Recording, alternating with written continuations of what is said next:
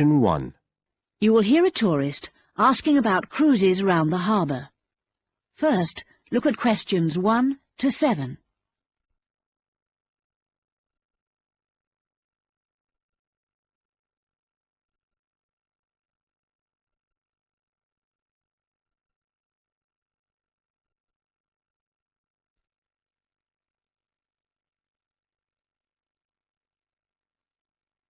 Now listen to the first part of the conversation and complete questions 1 to 7 on the table.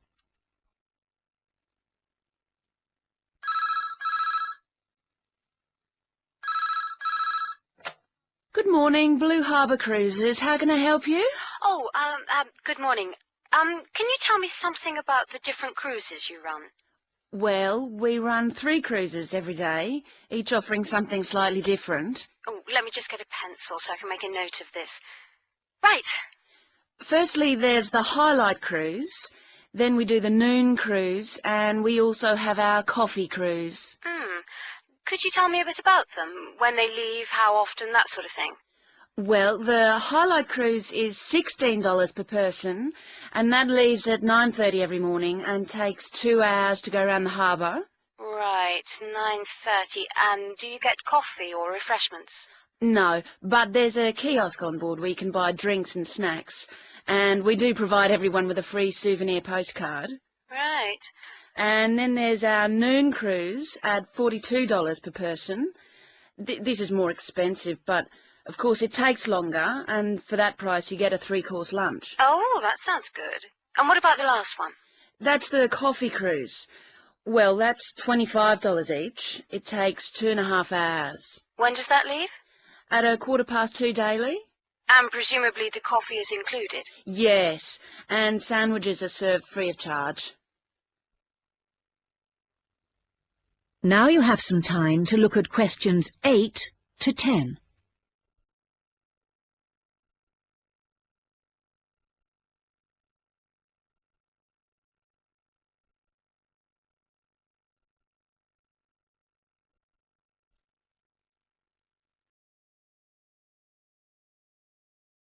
As you listen to the rest of the conversation, answer questions 8 to 10. I think the coffee cruise would suit us best, as lunch is included at the hotel. Can I book for 2 people for tomorrow, please?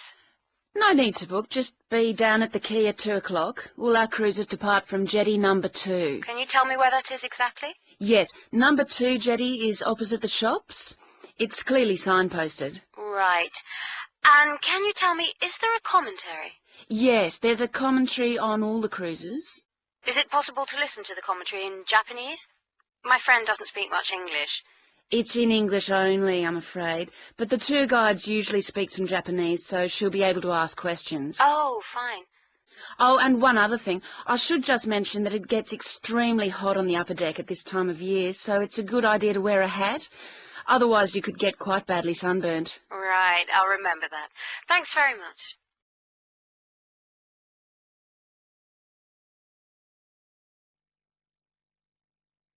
That is the end of Section 1. You now have half a minute to check your answers.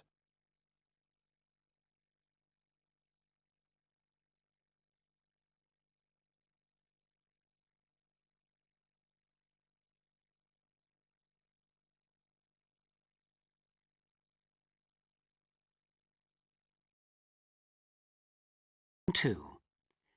You will hear an extract from a talk about employment interviews. First, you have some time to look at questions 11 to 14.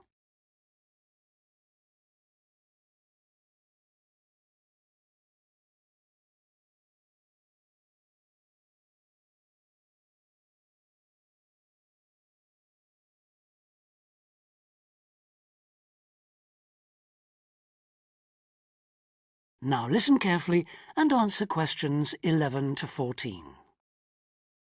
Today I have with me Sandy Richardson of the local Workforce Center, and she'll be talking about that critical step towards the goal of employment, the interview. Sandy, what is an interview for, and what's the best way to approach it? A job interview is simply a meeting between you and a potential employer to discuss your qualifications and see if there is a fit. The employer wants to verify what they know about you and talk about your qualifications. If you have been called for an interview, you can assume that the employer is interested in you. The employer has a need that you may be able to meet, so it's your goal to identify that need and convince the employer that you're the one for the job. As everyone knows, interviews can be stressful, but when you're well prepared, there's no reason to panic. Preparation is the key to success in a job search, and you can begin by collecting together all the documents you may need for the interview, such as extra copies of your resume, lists of references, and letters of recommendation. You could also take some work samples, selecting from what you have designed, drawn, or written, for instance. And make sure you have a pen and pad of paper for taking notes. The next step is to find out about the post. The more you know about the job, the employer, and the industry, the better prepared you will be to target your qualifications. Always request a job description from the employer and research employer profiles at the Chamber of Commerce or local library. You could also try to network with people who work for the company or with employees of companies associated with it. The next step is to match your qualifications to the requirements of the job. A good approach is to write out your qualifications along with the job requirements. Think about some standard interview questions and how you might respond. Most questions are designed to find out more about you, your qualifications, or to test your reactions in a given situation. If you don't have any experience or skills in a required area, think about how you might compensate for those deficiencies. Before you hear the rest of the talk, you have some time to look at questions 15 to 20.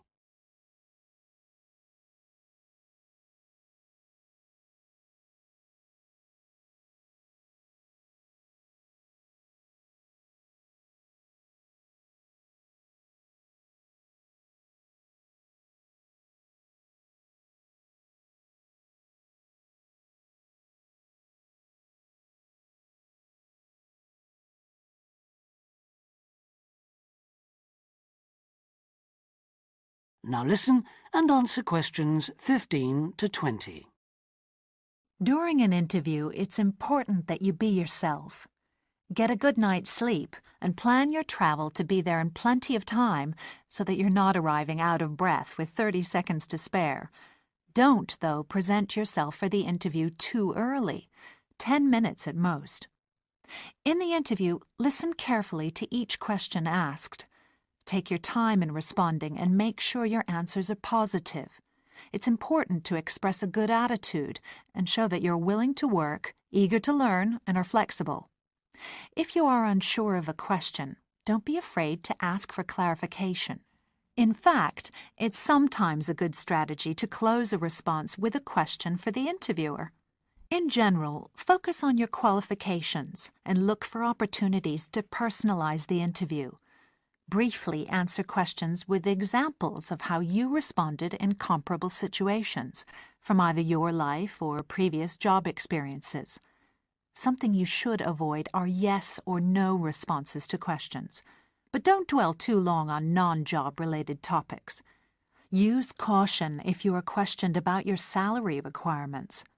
The best strategy is to avoid the question until you have been offered a job. Questions about salary asked before there is a job offer are usually screening questions that may eliminate you from consideration, so be warned. On the other hand, it isn't inappropriate to show your enthusiasm if your first impressions of the interview and of the employer are good ones. So, if the job sounds like what you are looking for, say so. Keep in mind that the interview is not over when you are asked if you have any questions. Come prepared to ask a couple of specific questions that again show your knowledge and interest in the job. Close the interview in the same friendly, positive manner in which you started. When the interview is over, leave promptly. Don't overstay your time. Think about the interview and learn from the experience. Evaluate the success and failures. The more you learn from the interview, the easier the next one will become. You'll become much more confident. To close, here are a few more tips. First, maintain good eye contact throughout the interview and be aware of nonverbal body language. Second, dress a step above what you would wear on the job. Go to the hairdressers, have a shave, etc. Remember that your appearance is a key indicator of whether you have the right attitude, so it can pay to give some thought to how you look. And finally, don't be a clock watcher. That is the end of section 2.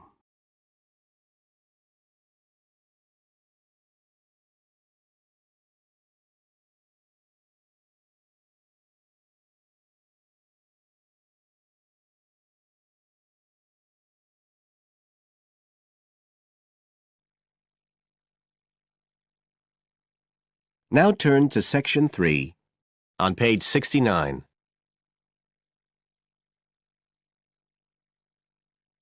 Section 3. You will hear 2 university students, Phil and Stella, talking to their tutor about their research project. First, you have some time to look at questions 21 to 27 on pages 69 and 70.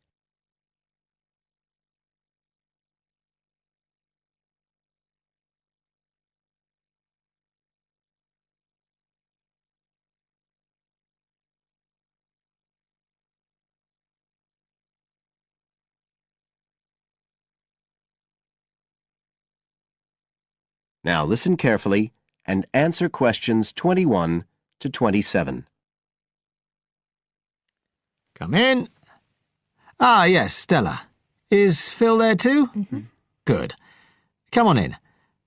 OK, so you're here to discuss your research project. Have you decided what to focus on? You were thinking of something about the causes of mood changes, weren't you? Yes, but the last time we saw you, you suggested we narrowed it down to either the effects of weather or urban environment. So we've decided to focus on the effects of weather. Right, that's more manageable. So your goal is, Phil? To prove the hypothesis, no, to investigate the hypothesis that the weather has an effect on a person's mood. Good. And what's your thesis, Stella? Well, our thesis is that in general, when the weather's good, it has a positive effect on a person's mood, and bad weather has a negative effect. Can you define your terms here? For example, what do you mean by good and bad? OK, well, good would be sunny, warm weather, and bad would be when it's cold and cloudy or raining. And how would you define an effect on a person's mood? What would you be looking to find? An effect on the way a person feels. A change in the way they feel, like from feeling happy and optimistic to sad and depressed. Right. And what sort of weather variables will you be looking at? Oh, sunshine, temperature, cloudiness, precipitation, among others. It'll depend a bit what the weather's like when we do the survey. Fine. We'll talk about that in a minute. But first, what about background reading? I gave you some suggestions. Did you manage to read any of it? Yes, we read the Ross Vickers article, the one comparing the groups of American Marines training in summer and winter. That's quite relevant to our study. It was interesting because the Marines who were training in the cold winter conditions tried to cheer themselves up by thinking of warm places, but it didn't really work. Yes, they were trying to force themselves to have a positive mental outlook, but in fact it had the opposite effect, and they ended up in a very negative state of mind. And we found some more research by someone who wasn't on the reading list you gave us, George Whiteborn. He compared people living in 3 countries with very different climatic conditions. Actually, he looked at several things, not just the weather. But he found some people's reactions to bad weather were much worse than others, and it was linked to how stressed they were generally. The weather on its own didn't have such a significant effect on mood. And we looked at a paper by Haverton. Yeah, he broke weather up into about 15 or 16 categories and did qualitative and quantitative research. He found that humans respond to conditions in the weather with immediate responses, such as fear or amazement. But these responses can also be linked to associations from their earlier life, such as a particular happy or sad event. Did you have a look at Stanfield's work? Yes. It was interesting because the type of questions he asked was similar to what we were planning to use in our survey. Yes. He asked people how they were feeling on days with good and bad weather. He found the biggest factors seemed to be the humidity. Moods were most negative on days with a lot of rainfall. Long periods without sunshine had some effect, but nothing like as much. That could be quite a useful model for your project. Yes, we thought so too. Although we can't continue our survey for as long as he did. He did his over a 6-month period. You now have some time to look at questions 28 to 30 on page 70.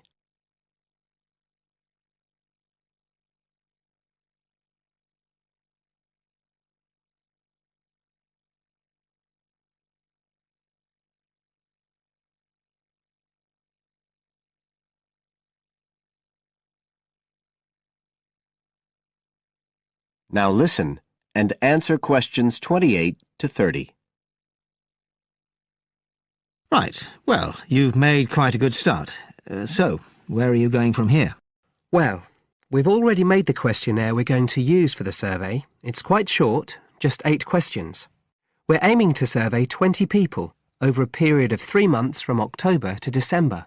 We can't specify the actual dates yet because it depends on the weather. We want to do the survey on days with a range of different weather conditions. And we'll just be working on campus, so our data will only be statistically sound for the student population here. That's okay. Have you thought how you'll determine what will constitute each aspect of weather, and how many you're looking at? We decided on 4. The amount of sunshine, cloudiness, temperature and precipitation. We thought we might use the internet to get data on weather conditions on the days we do the survey, but we haven't found the information we need, so we might have to measure it ourselves. We'll see. Then we've got to analyse the results, and we'll do that using a spreadsheet, giving numeric values to answers. And then, of course, we have to present our findings to the class, and we want to make it quite an interactive session. We want to involve the class in some way in the presentation, maybe by trying to create different climatic conditions in the classroom, but we're still thinking about it. I see. Well, that sounds as if you're on the right lines. Now, what I'd suggest that you think about, in addition to the work you... That is the end of section 3. You now have half a minute to check your answers.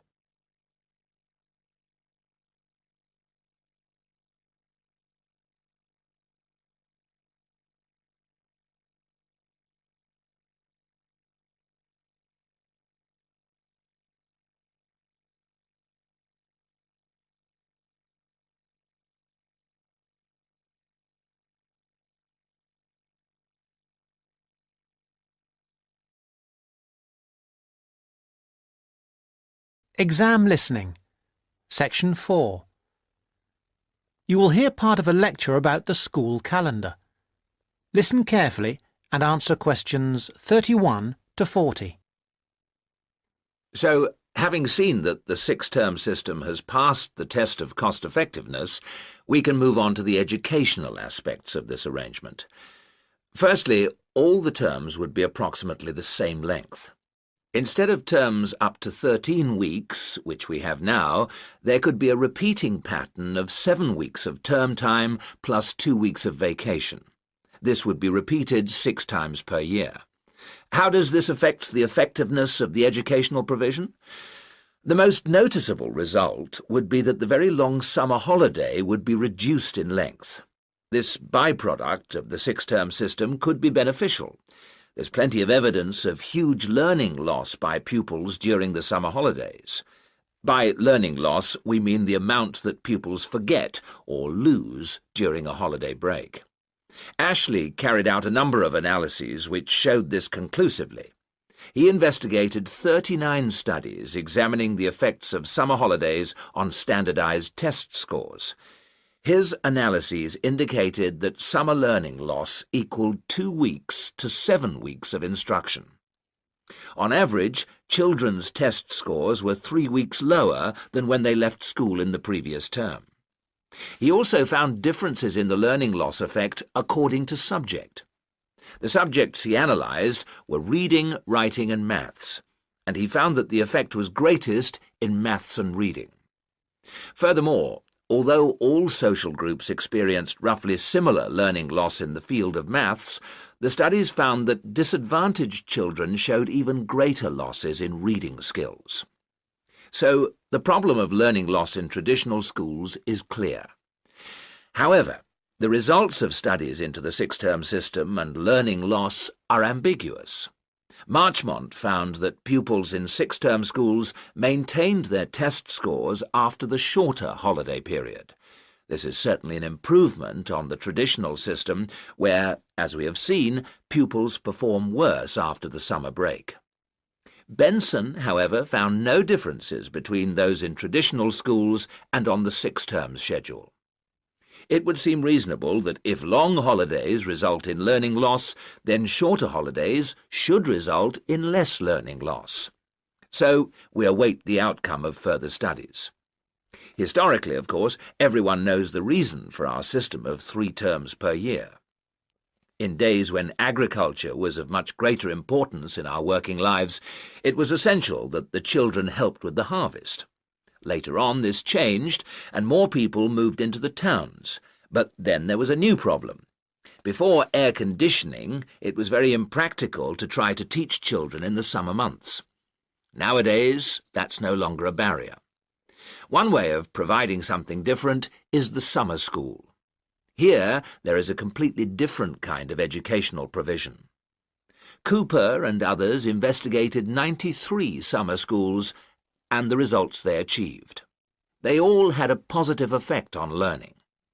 Most summer schools, of course, have small classes, and class size was shown to have a positive effect. Additionally, summer school children usually benefit from a great deal of parental support, not least because payment of fees is involved, and this, as so often, was shown to produce very good outcomes. Results were most impressive, in maths in general.